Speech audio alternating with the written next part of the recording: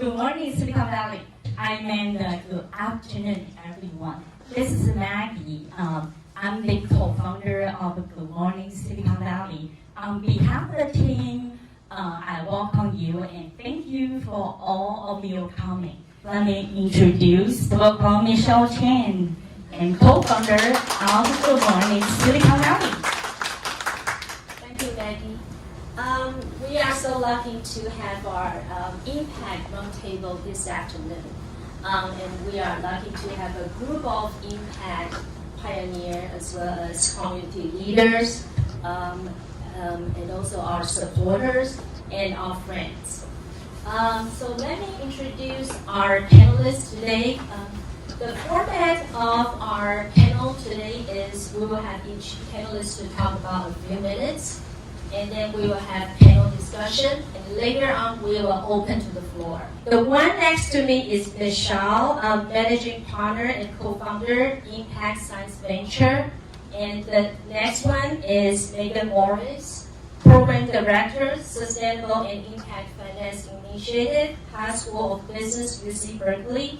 And then Tze Yeoh, chairman of the board, Monte Jade, West Science and Technology Association. And another co-moderator, Kanetoku, first vice president, senior portfolio manager of CS Group Morgan Stanley. So now let's go to Michelle. Impact Science Venture is an early stage venture fund that solves the problems in climate change and sustainability. Welcome, Michelle. Hi, everyone. So as Michelle had mentioned about my background, so I got my degree from UC Berkeley and studied really hard science. So I got my degree from electrical engineering department and majored in quantum electronics, minor in physics and material science, and also really hardcore science. Research and study. So after that, went into the industry, started my first company to try to commercialize what I invented for my PhD thesis, and so which is in the optical networking space. And so it's between timings and maybe luck and perhaps have some good technology. We were able to have some success and exit the company. And after that, got interested in the process of entrepreneurship, and then so went on and started a couple more companies after, and sold both of them afterwards. And in between my startups, I decided that I wanted to learn how things work at big companies in semiconductor and telecommunications space, microtechnology and neophotonics, and work in a corporate development role. So was looking at M&A investment in companies. So still staying very close to the innovation ecosystem, but just on the other side of the table. So that's kind of the interest of what drives me and motivates me every day. So after thinking about leaving the last company that I founded and sold, I was running the business unit at the prior company, TDK, for a number of years. And then at that point, as I was thinking about leaving, I got recruited by one of our investors to go invest with him. And I also thought that would be a nice way for me to still get close to the innovation ecosystem startups.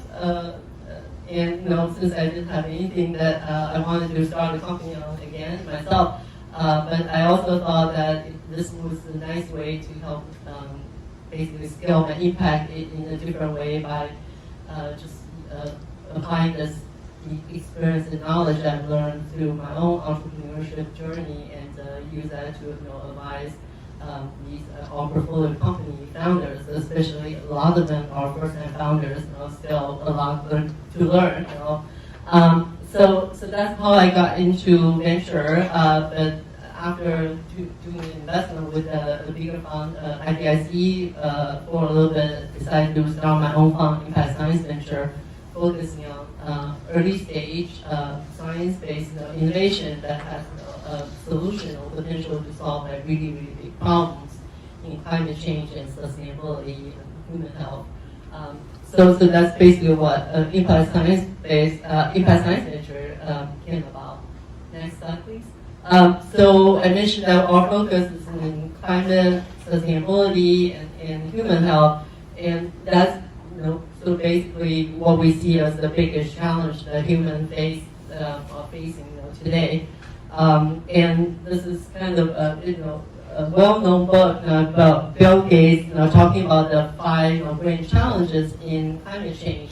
That includes the 5 basically main areas of greenhouse gas emission sources of those, and that includes energy, transportation, manufacturing, agriculture, and building, which is building, heating, and cooling in general. Another aspect of ESG is diversity, inclusion. That's something also very important to us. So I'm very happy to sort of mention that in our portfolio, about half of them are led by female founders, CXO, half of them are led by BIPOC founders, CXO. So all told, about 75% of our portfolios are led by female and BIPOC. So that's one thing that we're really proud of, and we think that it's something that we can really do it today. It's not about looking at next generation, fixing the pipeline, because there's no pipeline issue. The talents are already here, and if we are just willing to invest in them, we can achieve diversity and inclusion much faster. So that's it. Thank you. Thank you, Michelle. Okay, now let's introduce Megan Morrice. Megan is the Program Director of Sustainable and Impact Finance Initiative at UC Berkeley Haas School of Business. She's also the co-founder of Values Advisor, a matchmaker making platform for clients to find an advisor who specializes in sustainable investing. Let's welcome Megan. Hi, everyone. My name is Megan Morrice, and my focus is on sustainable investing. So I have a couple different hats. I started my career as a financial advisor. After working in the industry for about 10 years, I decided that I really wanted to focus on impact and be able to try to address some of the world's biggest problems. So I actually got an MBA with a focus in sustainability, and then I transitioned into working in sustainable investing. I worked for an ESG, an environmental, social, and governance rating firm that rates different companies on how sustainable they are. And I also worked for a couple different investment firms as their sustainable investing specialist. So right now, I am the program director of the UC Berkeley Sustainable and Impact Finance Initiative, and UC Berkeley is supporting students that are interested in sustainable investing. We have 4 different courses on sustainable investing. There also are 2 different student-run investment funds, and so the students are investing real dollars.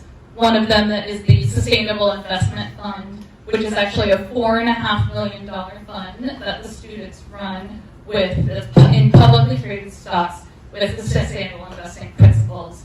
There also is the Haas Impact Fund, which is where students learn how to do due diligence on early stage companies. And each year, the different teams in the course compete, and the winning company at the end of the semester gets a real $75,000 investment. We also do various thought leadership within sustainable and impact finance. So we are doing our inaugural climate finance conference in the spring of 2023. So excited about that. I also have a website called Values Advisor, and this is a site for people that are interested in learning more about sustainable and impact investing to help you find a financial advisor. You can log onto the site and search by the geographic area that you're in if you need a financial advisor to help you with things besides portfolio management. What impact themes that you care about, so If you really care about the environment, you can find advisors that specialize in that. If you really care in gender and racial equity, you can find an advisor that specializes in that. And you can look at the different financial advisors, compare them at high-level quantitative metrics, or even do a deeper dive by clicking on their profile and reading, getting a better sense of them with some qualitative information, finding out how they got started in the impact investing field. You can look at financial statements, various thought leadership that they've put out, and right now the advisors on our platform represent $8 billion in values-aligned AUM. When it comes to sustainable investing in general, it's something that everyone needs to be paying attention to. Back in 1975, if you wanted to value a stock, you would look at that company's tangible assets. 83% of the S&P 500 market value was driven by a company's tangible assets. So you would see how many widgets they have in the factory, you would see what they paid for their building, and that's how you would figure out what the value of a stock is. But today, 90% of the company's value is driven by intangible assets. So you have to look at ESG factors, you have to look at things like brand loyalty and customer satisfaction in order to figure out what investments are going to be good financial investments. And so I think that it's something that, besides wanting to solve large, intractable problems in the world, it also is just really smart business. Okay, so now let's go to Tze Yeoh. Tze was born in Malaysia and later educated in Singapore and Canada. After moving to Silicon Valley, Tze has involved with lots of charity and NGOs in California. She currently serves as chairwoman of Monte Jade Science and Technology Association. She's also the community advisory board member at Stanford Cancer Institute, as well as the Stanford Asian Liver Center. She's also the board member of Canard Mental Health Care. Let's welcome Tze. Hi, good afternoon. Thank you for having me here. All my time is mostly spent on managing or on the board of NGOs. So my job is to go ask for money, fundraising, most importantly. Now, it is an exciting time, for the philanthropy world, because the largest generational transfer of wealth, some 60 trillion in assets, will be passed on to the generations that follow the boomers and the parents in the next 2 decades. Harnessing this opportunity lies in the understanding on how to engage in the ways to appeal to these young donors. Maybe the next slide. Well, according to the 2020 report by the Rockefeller Philanthropy Advisors and Camden Wealth, nearly 1/3 of the foundations have now put deadlines on spending down to address serious issues such as climate change. The new wealth Gen X with new attitudes about philanthropy, reflect the behavior of the millennials want to put their money to work now, regardless of the amount, and enjoy giving while living.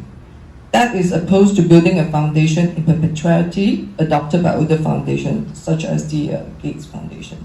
So the trend is the spend down model, in which the goal is to put money to work in the present. As board leaders of NGOs, fundraising is a critical component of our mission.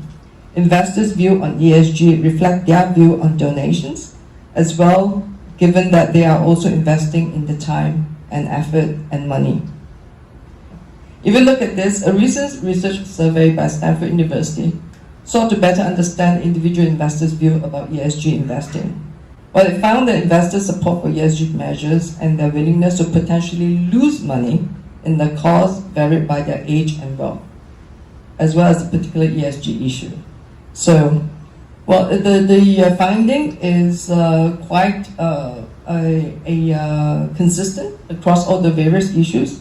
Investors 58 years and older were the least likely to support ESG objectives in general, and those between 18 and 41 were the most likely, a difference that showed in their willingness to put their savings at risk to support various initiatives. So, for example, the change from industry standards level renewable energy usage by suppliers to requiring 100% renewable energy If you look at the millennials and Gen X, you would have the most number willing to lose between 11% to 15% of their savings or their investments. And if you look at the baby boomers, the 59% will say no, none of my retirement funds I'm willing to lose that amount of money to support any initiative.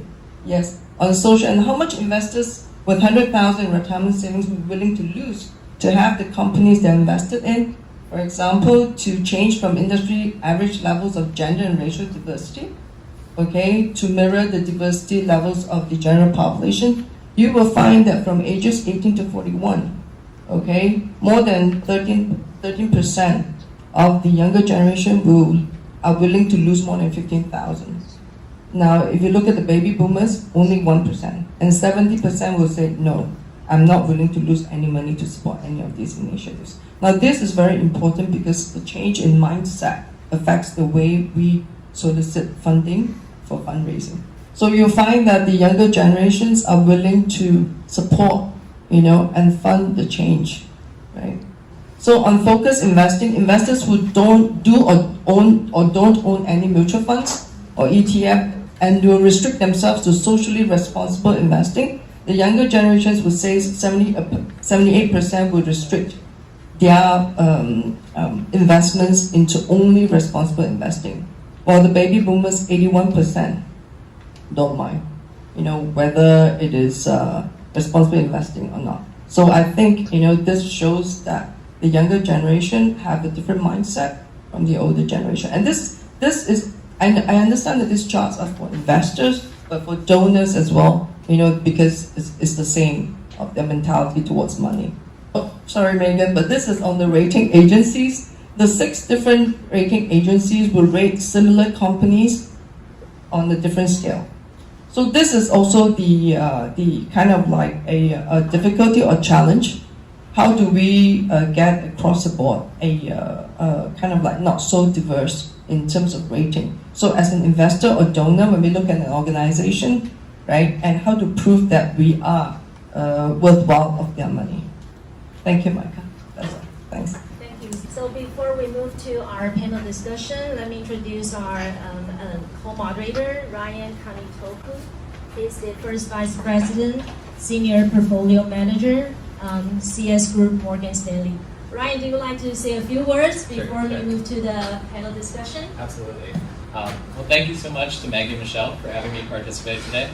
Coming from a background in wealth management, we've long sought the ability to understand the environmental and social impact of our investments. However, impact data and reporting is still very complex, and there's still much room for improvement. Even before COVID-19 exposed the importance of public health policies to our investments, there are reasons to think about ESG issues when making investment decisions. For example, think of the California wildfires, or the rapid increase in natural disasters such as hurricanes or floods. In addition, high-profile conflicts with companies such as BlackRock show that investors are growing more attuned to these factors than ever before. I'm really excited today for the opportunity to pick the brains of some experts in this emerging field to find out how we can gain transparency into the impact of our investments and better align these investments with our long-term goals. Thank you, Ryan. So let's start our panel discussion today. Actually, this week is the United Nations COP27 meeting is happening this week. So we'd like to know what's happening in climate change, net zero, several different social issues, as well as how we can value the purpose as well as the business model. So the first question, let's start from Z. What do you see about the challenges we are facing? What do you think about the solution? Maybe you can give us some case study. It is especially a challenging time because before COVID, for example, Kaminar is we are approaching a 50 million revenue organization, and we serve about 14,000 patients, helping them from crisis to independence with mental health. And during COVID, it became very challenging. before COVID, we had plans, on the matter of, for example, diversity, equity, inclusion. Strategic planning was already in place to bring on DEI experts for board and staff training, and to conduct board-level DEI needs assessment to identify the strengths, opportunities, when all the to-do lists. But when, for example, and I'll touch on what are the to-do lists later. But when COVID hit, the management focus has suddenly gone into firefighting and survival mode. Because there was a great decline in health-seeking behaviors. They dare not come near because they want to have social distancing, staff shortages, preventing outbreaks, and increased costs, right? And also transition to virtual meetings, that staff burnt out, and also pressure. Now the operations have normalized, and we have a new set of challenges. Now we have sky-high inflation, increased costs, losing staff to private sector NGOs. We can never meet the kind of pay scale, and the great resignation. So like private sector's talent retention and also recruitment is one key challenge for any NGOs, and this is similar across the board for all NGOs that I know. So I think NGOs now face increased operational challenges. So in order to achieve any ESG goals, we need extra capital, and that means we need to strategically plan to raise additional development funding on top of the current fundraising needs. Now, of course, the government will give the cost of living adjustments, but that's never enough to pay for the increase in pay, increase in cost, increase in everything. So staying afloat, sustainability of the organization itself will come first. And then we have to think of how to raise more funds, and go ask for more money to be able to work towards the ESG goals. Thank you. Thank you, Zee. Megan, what do you think? So I think one of the biggest challenges that we face is climate change, and there are a lot of risks that companies have to look at, with increased disasters, issues with their supply chain. Like Ryan said, we just saw a big example of this with COVID-19. What happens if instead of putting money into R&D and investing in your company, if you put that money into stock buybacks, then your company is less resilient when we have these huge shakes to what's happening in the ecosystem. So with a large amount of risk, though, there's a huge amount of opportunity. And I think that in the race to net zero by 2050 is one of the largest commercial opportunities of our time. If you look at the cost of solar and lithium batteries since 2010, that has been reduced by 85%. If you look at the cost of wind, that has been reduced by 55%. And there are a lot of scientific articles now that are saying instead of it actually being a net cost to transition into renewables, it will be a net benefit. So this is something that we have to do. It's going to cost money up front, but spending that money right now is going to help save a lot of money in the future, trying to adapt and try to mitigate after things have happened. So I think that there's a huge opportunity to capitalize on what's happening in order to not only get a financial return, but get a positive social and environmental return. So I was just saying that I agree with what Megan had just said, 100%. Like one of the biggest challenges that we're facing today really is climate change and the impact it has to the whole global community. But I think the good thing now, like that's different from a few years back, is that it's I think largely no longer an issue that people even debate about, or whether like climate change is real, for real, or it's fake.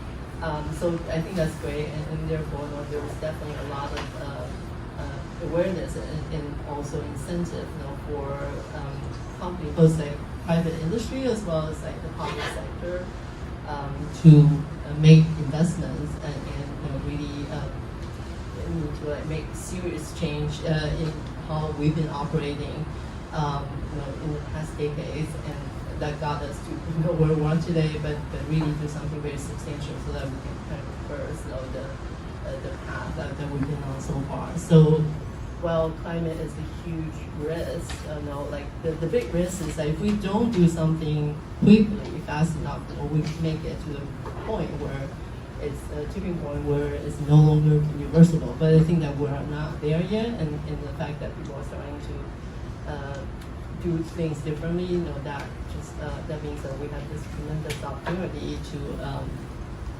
to make change and therefore benefit from it. So I guess one maybe a industry that we can talk about, like it's the oil and gas, and also like the automotive industry, right? While they have benefited greatly during the pandemic, due to the supply chain shortage and also as well as the war, everybody enjoying record profitability. But these companies also realize that they must do things different. They need to move away from the conventional ICT-based vehicles and move to EV. And states like California and also several companies have announced very aggressive goals of moving into EV. And that means, and then looking at the EV shipment percentage or like market share today is still relatively small, right?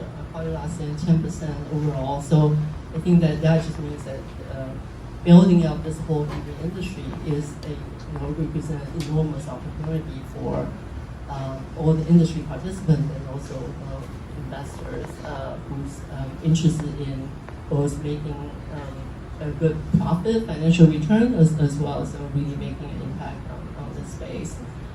And then so EV industry, that has like a lot of different things that involves basic electrification, so lots of electronic, semiconductor components, as well as batteries, obviously a big space.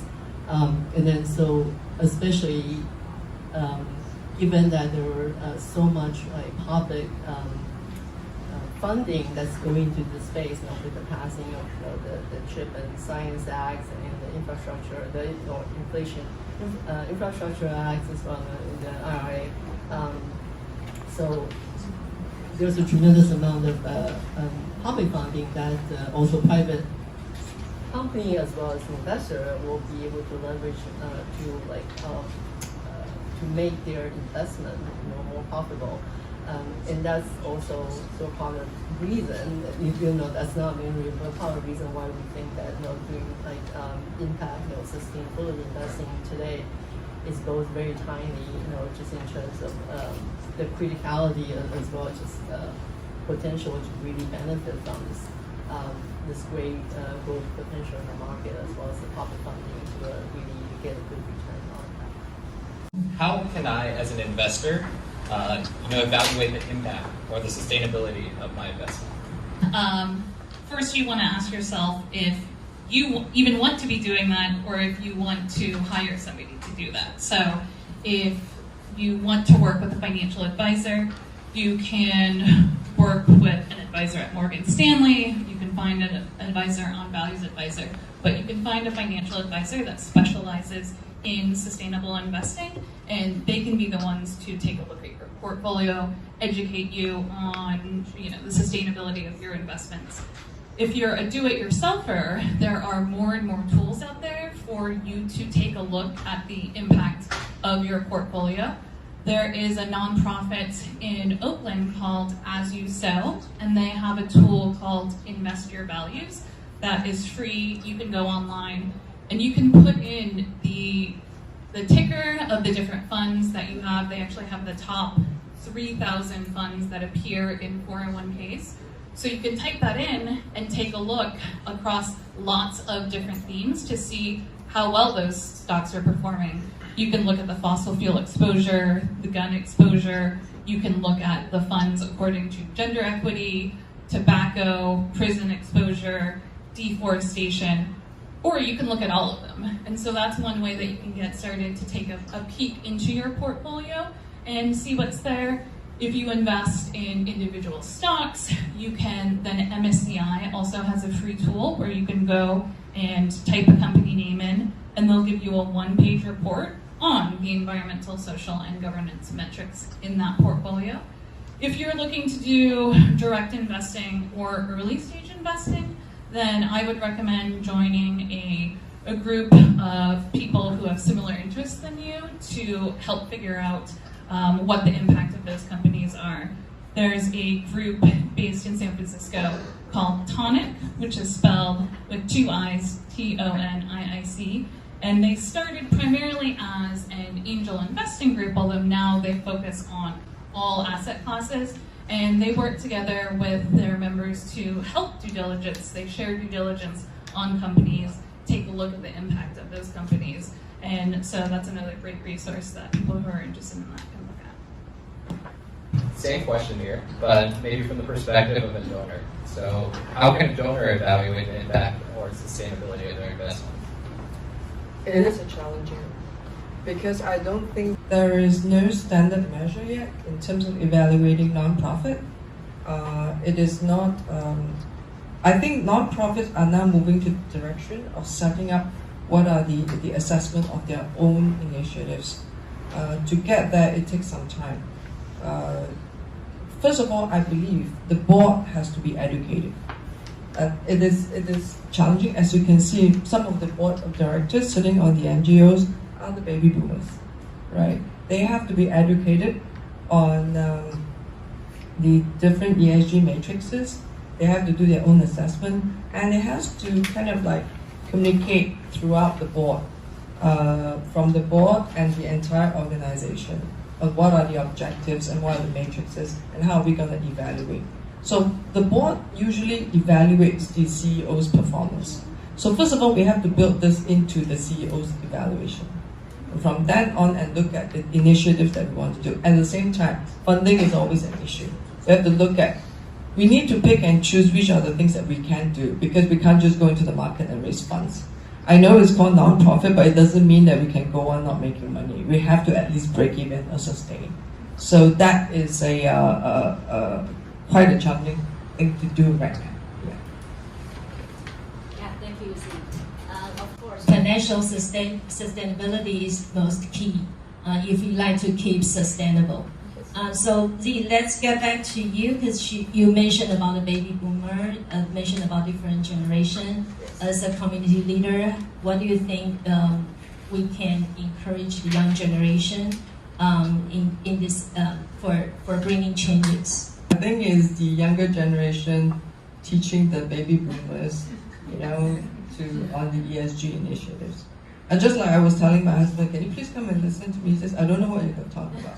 I don't even know what you're talking about. I know MSG and not ESG. So, thank you. So actually, it is. We have to understand.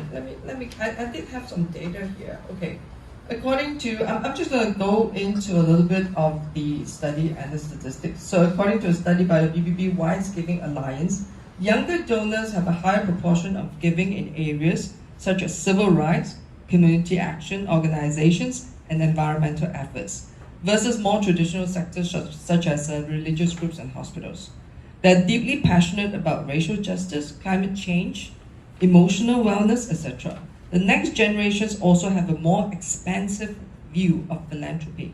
Whether through gifting, buying, or investing, the next gen adopts a more conscious consumerism, mission-aligned, and sustainable investment strategies. Now, the most striking difference between the older and the younger philanthropists is the mechanics of giving. So what fundraising activities they're attracted to and how they donate has changed. Writing checks at gala dinners may be a thing of the past. The baby boomers, we dress nicely, go to a gala drink, and you write a check. When you drink more, you write a bigger check, right? That's what we do. So there's always alcohol at these networking dinners. They're not networking, they just get you drunk. But the recent Wells Fargo survey found that the millennials engage in new forms of giving, with nearly 60% having donated via such newer channels such as GoFundMe, social media buttons, and direct payments to influencers. So for the board, I think we need to be able to attract the new donor, as in donor cultivation. So how do we cultivate donors? Because they want to know, these days, when you go to a younger person, for example, I go to my son and say, can you please donate this, just do that. He says, where are you going to be using the money on? Drinking again? And I'm like, okay, so we know we are talking to a different generation. So I think a key issue for traditional charities that rely on donors is how do we effectively cultivate a generation that wants to be inspired through storytelling and also feel an authentic connection with the cause. So how do we do that? We need to build trust, number one. So we have to be transparent and open on the use of funds, and we need to provide year-end report on where we use the money. And building trust and donor relationship takes time, and it can't be done overnight.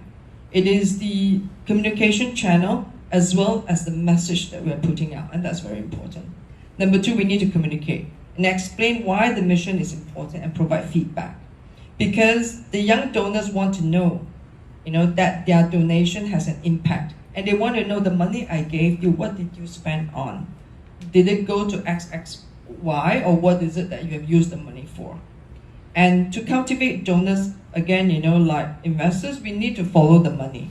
Strategic shifts in how we organize events and communication channels to appeal to the young donors. So we need to look at things differently. So we need to take all this into consideration. And this is actually a lot of brainstorming we're doing on every NGO I'm sitting on right now. So what's the purpose? And what is the audience? So the target audience has changed, right? As in any marketing communication, we need to change too. So I think it's educating ourselves. Thank you. Now, Megan, you're from the Innovation Center, from the campus. Maybe you have different perspective. I actually completely agree. I think that for young adults, impact is their status quo. That is what they expect.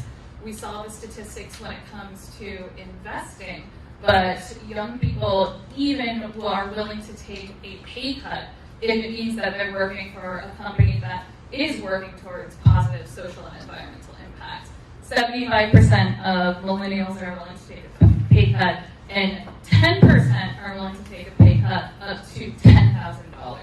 So I think the biggest thing that we can do to support young innovators and young entrepreneurs is both to help them feel inspired and to support them with resources. So we are seeing a lot of civic unrest in the country right now. A majority of young adults do not believe in capitalism, and so that's the first time that we have seen that in many, many years. And I think what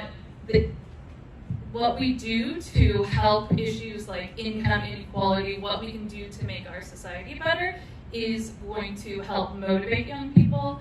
At the campus, the whole reason that the Sustainable and Impact Finance Initiative exists is because there was student demand for information on sustainable investing. And when it started, we didn't have coursework that supported what the students wanted. So it was driven by students, and it is an initiative that it's not funded by the university, it's funded by individual donors who wanted to help students but get that information. And so that's, if you are an entrepreneur yourself and you want to inspire or work with young entrepreneurs, I would definitely recommend reaching out to me, reaching out to your local university to see what sort of resources you could help provide those students. Thank you, Megan. So Michelle, from the Impact Venture Capitalist, what do you think? Yeah, again, I agree with the previous panelists. And I think it's the key for the young generation. The awareness is absolutely there, right? So the key is making sure that they feel motivated and empowered. And I think empowerment is very important, because sometimes, even talking to my teenage daughters, who's also like totally social conscious, and that's everything that she cares about. But oftentimes, or sometimes, you feel the sense of powerless. Okay, they may feel like individually there's very little they can do, and or the money or capital, resources, and powers are still controlled by the baby boomer generation. So and all they have to look for, or they have to deal with the results, the climate change result that's caused by previous generations. So there's definitely a lot of that sense of powerless sometimes from the younger generation. But I think that on the other hand, they are very motivated. So just if we make sure that they are given a tool to be able to do things and make the changes that they want to see, and that's part of the reason, like for our fund and me personally, we look at, we invest in really early stage companies, and a lot of our founder portfolio company CEOs are first time founders, like I said, like much younger. So I can see them in me, and it's about, but they have the passion and also the technology that and the interest to want to change the world and really want to make a difference with that, and it's very exciting to see that, and therefore it's good. I feel that we can do our part as an investor that has capital, or we get capital from the baby boomer to help invest in these early stage companies, as well as providing with the network and other resources that they may not have as the young adult just coming out of school, to really empower them to be able to take that technology and whatever passion they have to a reality. So my question here is, what's next? What's in the future? Where does this field of sustainable and impact investing, where is it going in the next 5 years? We can start off with Michelle. So, like I said, as I have started the fund focusing in this area, so obviously, I'm probably biased to believe that there's great opportunity in the space, just like in general. And so I mentioned that, or in the slides, we look so broadly in what we categorize into like 6 different investment areas in energy, advanced material, manufacturing, semiconductor, including quantum, computing or internet, and as well as biotech, perhaps more focused on industrial biotech, using biochemistry to replace petrochemistry, and also food and ag, and again with the climate lens. And we're very focused on the hard tech side of things, because I really believe that a lot of fundamental changes has to come from like real, really hardcore, science-based innovation, things that need to be made to like instead of just codes. Even though obviously there's a lot of space for software to have a great contribution to a society, but I think that really make a step change in either making climate impacts and whatnot, it needs to come from hardware, and that's why we really focus on that space, and we think there's tremendous opportunity. Like I said, within a year we built out a pretty big portfolio of company, and there's still more. So question here for Megan, similar. What does the next 5, 10, 15 years of impact investing look like? Yeah, so first they laugh at you, and then they're scared at you. I think if we look backwards, in 2014 there was $6 trillion invested with a sustainability lens, and in 2020 there was $17.1 trillion. So that's 1 out of every $3 that was invested with some sort of social or environmental impact lens. That number, though, is inclusive of everything from a foundation that was doing a negative screen and getting tobacco out of their portfolio, to someone that was investing in a solar company in emerging markets. So that did encompass everything. And we've reached the point where sustainable ESG investing is definitely no longer a niche market. It is mainstream. But with going mainstream, there are growing pains. And we have seen a backlash against ESG. It has become politicized in states like Florida and Texas. they have decided that they don't want to invest in anything renewable, and they want to make sure that they continue to invest in fossil fuels. And so you are going to see in the next few years a lot of changes to the industry. A lot of them are going to be for the better. There's going to be a tightening of what sustainable investing means and how we measure that.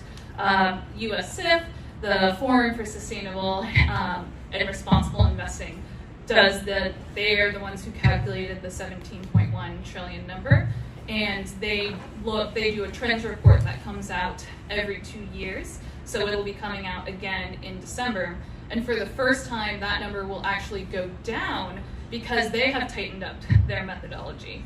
Morningstar just removed the sustainable tag from 1,000 of the funds on their platform because they are tightening that. The SEC has introduced legislation on what can be labeled a sustainable fund. So a lot is happening to just really help the industry grow and mature. You mentioned the ESG ratings, which, of course, different ESG ratings are going to be different because they all have different methodologies. It's the same as if you look at a Fitch rating or an S&P rating or a Moody's rating. But because it's new, people don't necessarily understand ESG ratings the same way that they understand traditional financial ratings. So I think that we are going to see a lot more clarity in the industry in the next few years. It is going to be volatile because there are going to be companies, big firms that come in and greenwash and say that they care about gender and racial diversity when they actually care about marketing and they care. So I think that we'll see a lot of maturing. But ESG is here to stay. Anyone who is a prudent investor that cares about their fiduciary duty cares about these risks that we're facing. So that's how I see the next few years of the industry. I think, first of all, the next step is put ourselves back to school, training courses, to really educate ourselves on what's the concept of ESG and what does it really mean, and understand the matrix and understand all the incentives there are now by the government and what's happening. And, be kind of like waking up to this, right? And you want to, many of us, the question is not whether to donate or invest in organizations that embrace, environmental sustainability, social responsibility, good governance. The main question is, how do we do so? How do we build an ESG portfolio? How do we invest in the organization that do what they say, right? And what is the proper screening process? And what standards or measures do we use when evaluating the companies or the organizations? And I hope that more conversations like this, would lead to better understanding and action on the ESG movement. Thank you.